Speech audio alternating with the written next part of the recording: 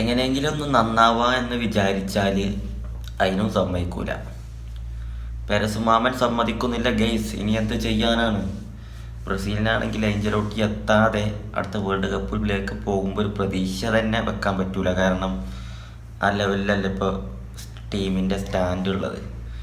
നല്ലൊരു ടീമിനെ ഡെവലപ്പ് ചെയ്യണമെങ്കിൽ അല്ലെങ്കിൽ വേൾഡ് കപ്പിലേക്ക് പോകുമ്പോൾ നല്ലൊരു പരിശീലകനെങ്കിലും ഉണ്ടല്ലോ, അദ്ദേഹത്തെ കൊണ്ട് എന്തെങ്കിലുമൊക്കെ കഴിയും. അല്ലെങ്കിൽ അദ്ദേഹം ഒരുപാട് കാണിച്ചു തന്നതാണ് അദ്ദേഹത്തിൻ്റെ ക്വാളിറ്റിയൊക്കെ എന്നൊക്കെ പ്രതീക്ഷിച്ചിട്ടെങ്കിലും വേൾഡ് കപ്പിലേക്ക് പോവാം. ഇതിപ്പോൾ പെരസുമാമൻ വിടാതെ ഒരു രക്ഷയും കാർലോസ് ഏഞ്ചലോട്ടി ബ്രസീലിലെത്താൻ നമ്മൾ കാണുന്നില്ല. ഇനിയിപ്പോൾ അല്ല എന്നുണ്ടെങ്കിൽ ആരാ വരാൻ? ജോർജ് ജീസസാ അൽ ഹിലാലിൻ്റെ പരിശീലകൻ.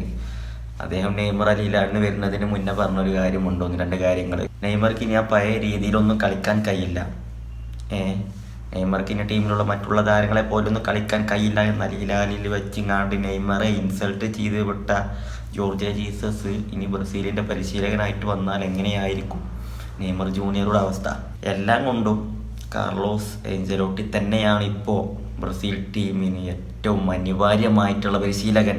പക്ഷേ പെരസ് വിടുന്നില്ലെങ്കിൽ എന്ത് ചെയ്യാനാ?